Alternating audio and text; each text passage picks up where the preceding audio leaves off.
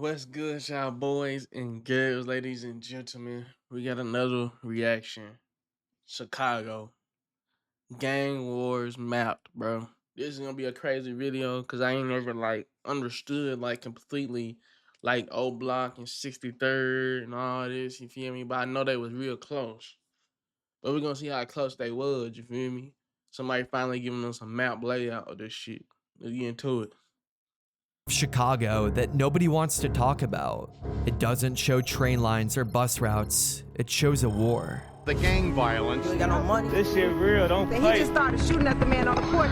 A war that's been raging for decades across neighborhoods, parks, and even single blocks. Decades ago, Chicago's gangs were split into two massive alliances, the People Nation and the Folk Nation. But today, those two alliances have fractured into more than 100 different sets, each fighting for their own corner of the city. Using exclusive data from the Chicago Office of Public Safety, we've mapped all these different territories down to the exact streets where these invisible borders are drawn. From the most notorious gangs to the deadliest blocks, we've mapped it all. This is Chicago's gang war. The thing is, I don't think O Block is the biggest gang in Chicago. I think it's another gang, bro. Not even on 63rd. I think it's across the way, like a little drive down the road. You feel me? Mapped.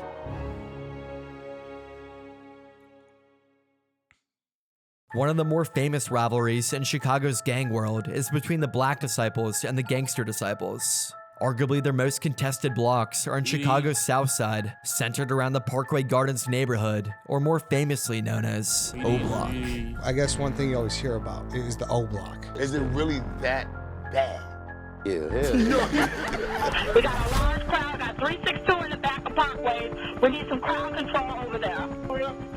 I need EMS now. I got a O Block generally runs from 66th Street in the south to 63rd Street in the north, and then from South Calumet Ave in the west to South King Drive in the east. But much of this violence spills into the surrounding neighborhoods. O Block and Parkway Gardens once stood as a working-class neighborhood for many black families who were migrating to the Midwest. It was even home to Michelle Obama when she was a child.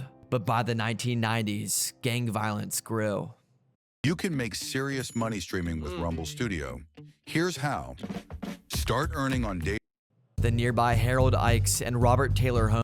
But this I believe this part was a experiment, bro. You can't tell me this shit was no experiment. The government knew what was going on. Homes were demolished, scattering all their residents and their gang affiliations into the surrounding neighborhoods. Much of the Gangster Disciples ended up moving above 63rd Street and also into the Woodlawns neighborhood. At the time, the Black Disciples already had a strong presence in the Parkway's Garden neighborhood, which meant the Black Disciples and the Gangster Disciples were now living directly next to each other. It's said that the hard borders between the two groups run down 63rd Street and Vernon Avenue. A walk across either of these streets means that you're walking into enemy territory. At first, it was mostly just small shootings and fistfights, largely over online insults. But then things exploded in 2011 when a Black Disciple named O.D. Perry was shot and killed on the 6400 block of South King Drive. Yeah, O.D. Perry, that was a hard hit in the community. I knew about this shit. You feel me? I live in Atlanta, born in Texas. And I heard about that shit when I was in Texas, bro. O.D. Perry, nigga, that shit hit the news. O.D.'s death became a turning point, and the Black Disciples named the block after him. O.D. Perry was very well known locally, and his death by Gangster Disciples meant a declaration of war. We are getting reports of multiple people shot. 4 people shot. Dozens of people shot. 52 people have been shot. 61 people shot. 90 people shot. 100 people were shot across the city. These were deliberate and planned shootings by one gang against another. St. Lawrence Avenue from 61st to 63rd Streets where the Gangster Disciples. You gotta think about it. The government should have intervened and stopped this shit a long time ago. They wanted to see what was going to happen with these gangs, bro. Or whoever was in charge wanted to keep letting black people kill each other. There's only two choices, bro. The people in charge of the country was trying to let these people kill each other. on some experimental type shit. They ain't give a fuck. Trump came in this bitch and he sending these niggas over here to fix this shit. He done sent the military over there to fix that shit. I don't know if it's getting all the way fixed, but at least it's like something trying to be done.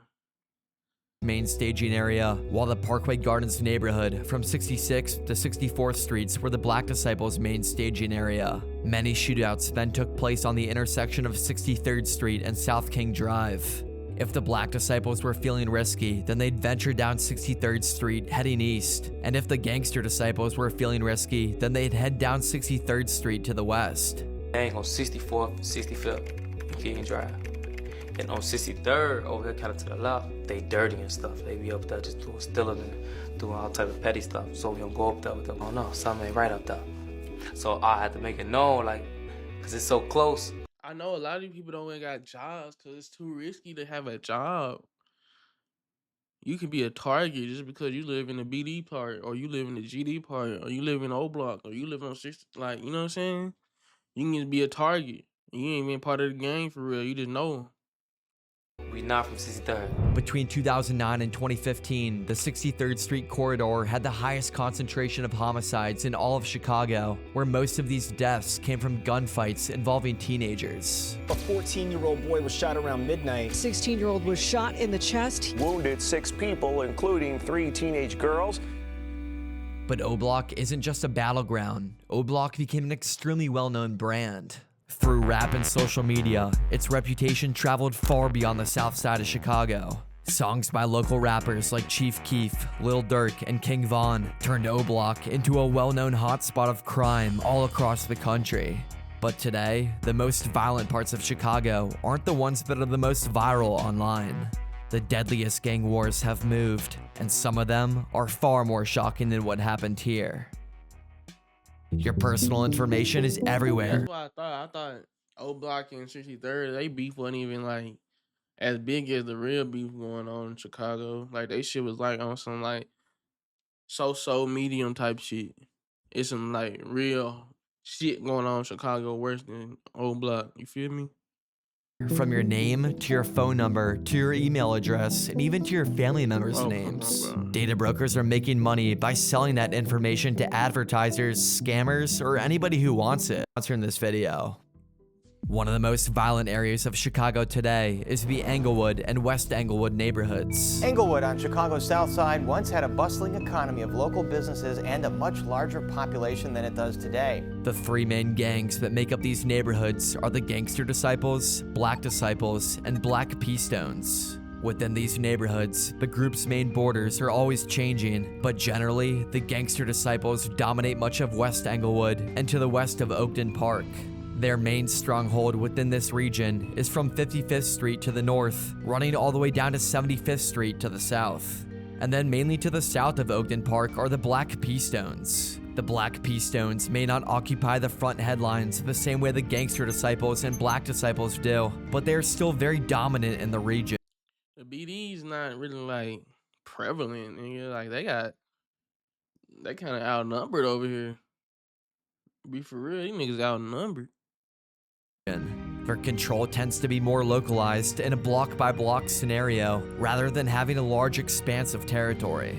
Although their territory may be smaller, they are known as one of the most ruthless gangs in Chicago.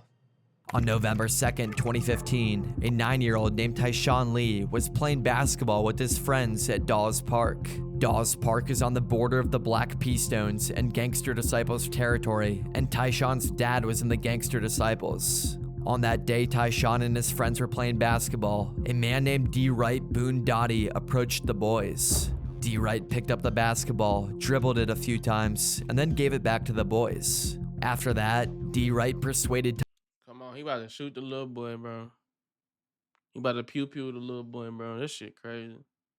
Cause that was his dad. That's his son, though. That's his op's son. Tyshawn to leave the basketball court and come with him to the store across the street. He promised Tyshawn that he would buy him something.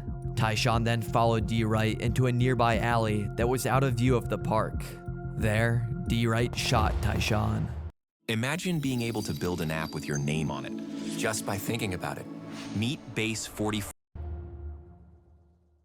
In Chicago today, there was a tragic revelation in the murder of a 9-year-old boy. Probably the most abhorrent, cowardly, unfathomable crime that I've witnessed in 35 years of policing. Tyshawn's father, Pierre Stokes, was alleged by authorities to have ties to the gangster disciples. D. Wright and his other Black P-Stone brothers were going after the gangster disciples and Pierre for revenge over another killing that took place just days earlier. D. Wright and the Black P-Stones couldn't find Pierre, so they took out his 9-year-old son instead. The two men convicted of...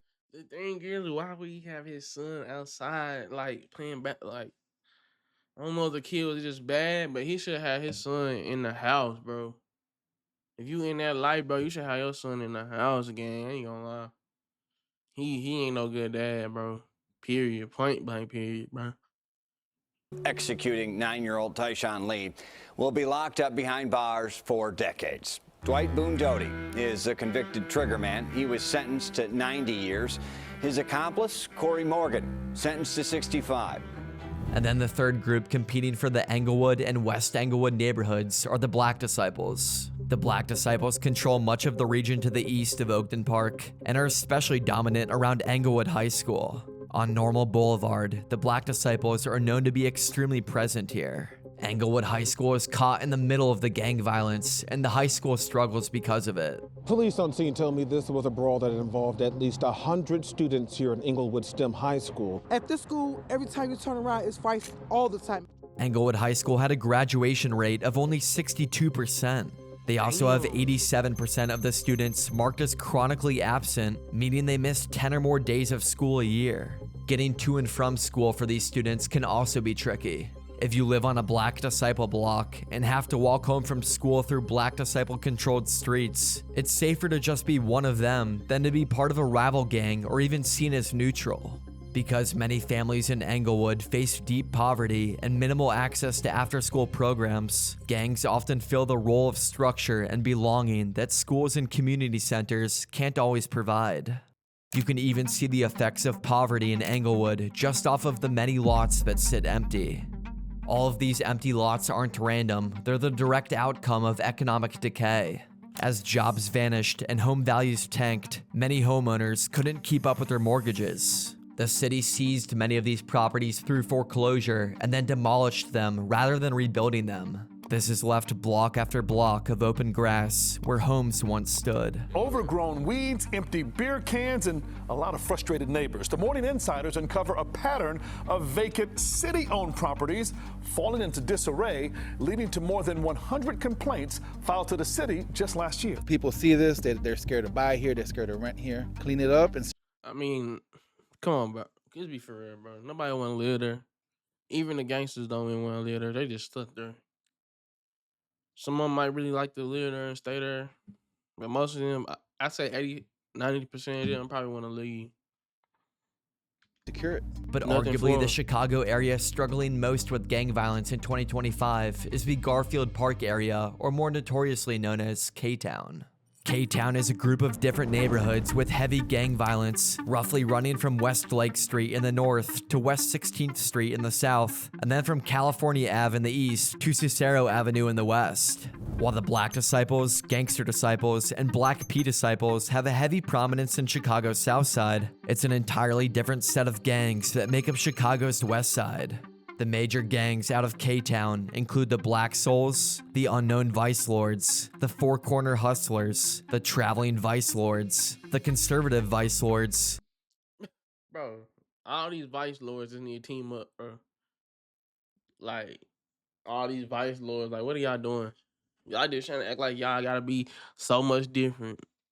Y'all gotta be different, so man. There's people in the world want to act like they so different, so man. Y'all niggas are really the same, nigga. Like, nigga, why are y'all making the same people but different, like slightly different names? Nigga, y'all might as well team up, nigga. On some real shit, man. The New Breed, and smaller pockets of the gangster. Like, New Breed is definitely somebody who wanted to be different. They couldn't get into the other gangs, so they decided to make their own. That's what, like, I don't want to be part of they shit. Make my own shit. Head ass nigga. On some fucking, you ain't nothing, nigga. Disciples and Black Disciples. In general, the two dominant gangs in K-Town today are the Vice Lords, who originated in K-Town, and then the Four Corner Hustlers, who have a large area of control around Garfield Park. In 2022, the Four Corner Hustlers were caught in a massive drug trafficking operation that was run on the block of 3900 West Jackson Boulevard, the 3900 block of Van Buren Street, and the 4000 block of Maypole Avenue, directly in the gang's territory. 10 members were arrested in this operation with nicknames like Peanut and D-Nice, but the operation was run by a 38-year-old man named Nathaniel Evans. This nigga running shit. Operation was run by a 38-year-old. This nigga running shit, bro. You tell me this nigga over here running all this shit, bro.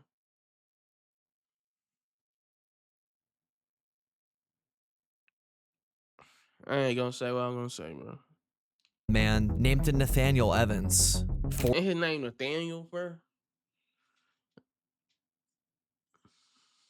Or others allegedly worked as shift managers that oversaw drug sales at the 3 other locations. The shift managers were also in charge of receiving the supply of drugs from Mexico, protecting the cash, and then being on the lookout for the police. The drugs were packaged in small baggies and sold for extremely cheap, usually just $10 a bag. They were going for a cheap but high volume distribution strategy. Some of the drugs discovered by authorities were laced with fentanyl, making them far more dangerous. Federal authorities also seized many firearms from the gang, including 4 rifles, 4 handguns, a MAC-10 submachine gun, and a shotgun. This shows how these free markets were heavily protected with firearms, and it wasn't just some casual dealers. The U.S. Attorney's Office today announced federal charges against 10 members or associates of the Four Corner Hustlers street gang. We need members of the community to continue to work with law enforcement in order to help us, uncover crimes and then hold people accountable. But even when the police cracked down on these illegal drug operations, the gangs learned to adapt. One of the new strategies of gangs in this region has been to shift. Did you know that in Texas, rifles can be carried in public without a license? Really, whereas in Florida, no open carry. Like, this shit really stupid, bro.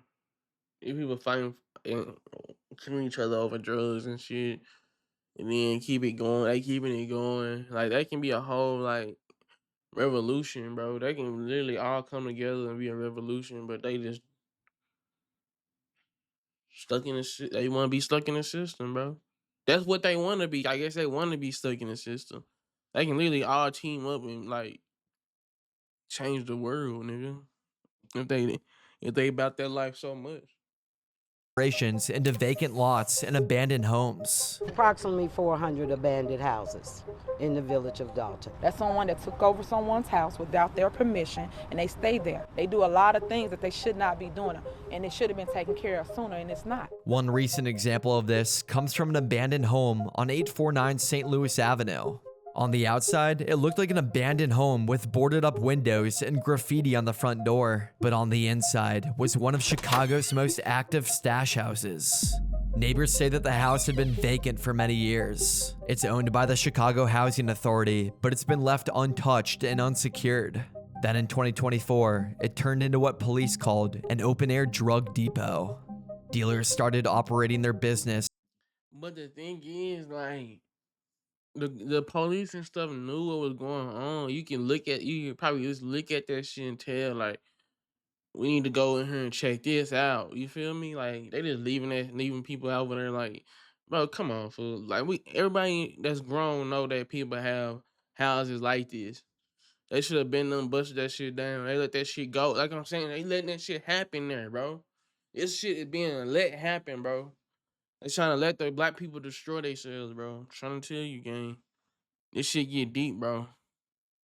Right on the front porch, where buyers would pull up in cars, hand over cash, and then drive away with the drug of their choice. When police finally raided the home, they found 24 bags of narcotics hidden in a hole that was dug into the wall. This operation was all happening in broad daylight. Parents walking their kids to school said that they would see people cycling through every couple minutes. Residents who live in these areas are saying that they just can't take it anymore. We're moving, the process is moving as we speak. I just can't put up with this anymore. I'm completely done with Chicago. But no one wants to be here anymore. And can you blame them?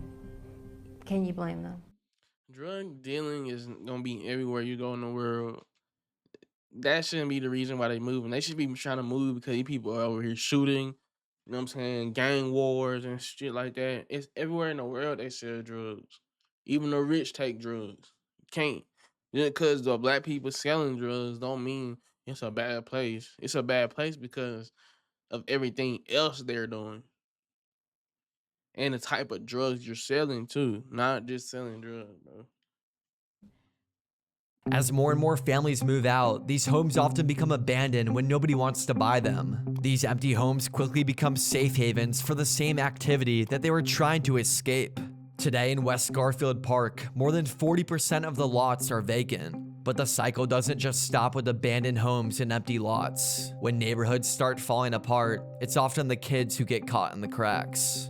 Because not only you gonna get killed, and them cats gonna get killed, but our kids is dying. One of the most tragic stories of young kids getting caught in the gang life comes from an 11-year-old named Robert Sandifer, nicknamed Lil Yummy. Both of his parents were teenagers. Why are they naming their kids these sorry ass names? Not the nicknames. Nicknames cool, okay. But name your kid Robert, bro. In the 2000s, bro. You couldn't really make up a like. That's how I know these people had to be on drugs and shit. Ain't no way they sit here and be like, I'm gonna name my kid Robert or Nathaniel. Like, bro, come on, bro. Be more like, I don't know, bro. Be more like sophisticated than that, bro. Robert, bro, as a black person, Robert, bro, and Nathaniel. At birth. His mother was frequently in trouble with the law, and his father was in jail for most of his life. By age 4, Robert was removed from his mother's care due to violent abuse and was given to his grandmother, whose home had up to 19 different people living in it. Unfortunately, this new home offered Robert little protection. He continued to experience abuse and even had cigarette burns and bruises all over his body. Despite the trauma, he became familiar. Why are they cigarette burning these kids? Just get a belt. They need a belt. With the streets of Chicago. By 8, he'd already dropped out of school and began stealing cars, breaking into houses, and navigating the criminal underworld. Around this time, Robert became affiliated with the Black Disciples. They often used Robert as a drug runner or to commit crimes, knowing that the legal system would often let him off the hook because of how young he was. By age 10, Robert even tattooed BDN for Black Disciple Nation onto his body. His criminal record quickly grew, and by age 10, Robert already had 23 felonies, including an armed robbery. Tragedy first struck, though, when Robert turned 11. Robert was given a handgun by members of the Black Disciples and was ordered to carry out a hit. Yummy walked up to 16-year-old Keonta Britton and asked him what gang he belonged to. Britton told the 11-year-old he wasn't involved, and then... Wait, did you just shoot a white person? Am I tweaking? They put a white guy right here like he just came up there and shot a white guy. Am I tweaking? Yummy pulled out a gun and shot him in the stomach at point-blank range. Yummy sprinted away, and police quickly arrived on the scene. Only 2 hours later, Yummy came back just around the corner of where he shot Britton. He spotted 6 guys playing football. He walked up with no mask, wearing a shirt that said boss, and then opened fire erratically on them. Bullets went... Yeah, see, he had a bad upbringing. He didn't care about life, bro. He ain't had no mama, dad. He just wanted to kill people and do bad shit. He didn't care. Dude shooting at people playing football. He mean football, soccer, nigga? Come on, bro. No, any niggas out here playing soccer are not on that shit, bro. Everywhere. A parked van was hit, a house window was shattered, and tragically 14-year-old Siobhan Dean was hit in the head. Siobhan, who wasn't even with the boys but was just walking by, ended up dying a few hours later. Bro, what's up with this nigga? Following her death, What's up with this little nigga, bro?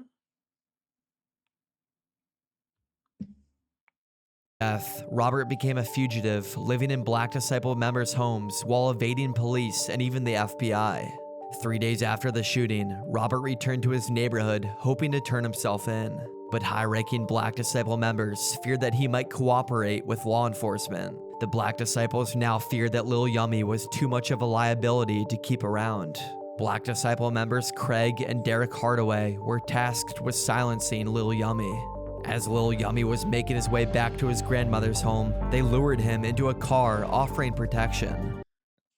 So, you saying all this stuff happened? I wonder what the time frame was all this stuff happened, because he kind of like skipping forward. Did this happen all in one day? Like he on the run in one day, and then he decided he finna go to the grandma's house and turn himself in? Craig and Derek then drove Lil Yummy to a railroad underpass. Once there, they shot Lil Yummy twice in the back of the head, killing the 11-year-old. His body was then discovered the next day. What was he like? Bad. Bad? Like when you say bad, what do you mean? Fighting, stealing, breaking into people's houses. Did you ever see like the police coming to his house? Every other day. So you like when you found out that he was killed, right? What did you think? I mean, it shocked me. He shouldn't have got killed like that. I mean, he didn't have to die the way he was killed, but that's the life you live. That's what happened.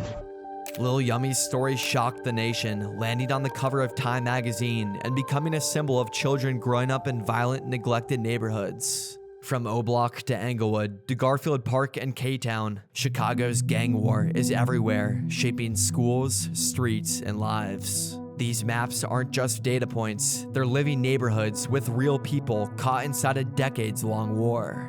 But the FBI is trying to put an end to this war. The FBI just raided O-Block, and I made an entire video on it, which you can watch right here. Thank you again, Delete Me, for sponsoring this video. To get your... That's crazy, bro. I don't think they're trying to really stop what's going on. They trying to keep it going as long as they can.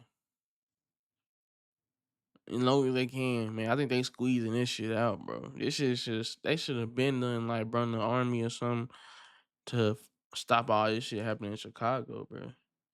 Same thing with St. Louis, Memphis, like,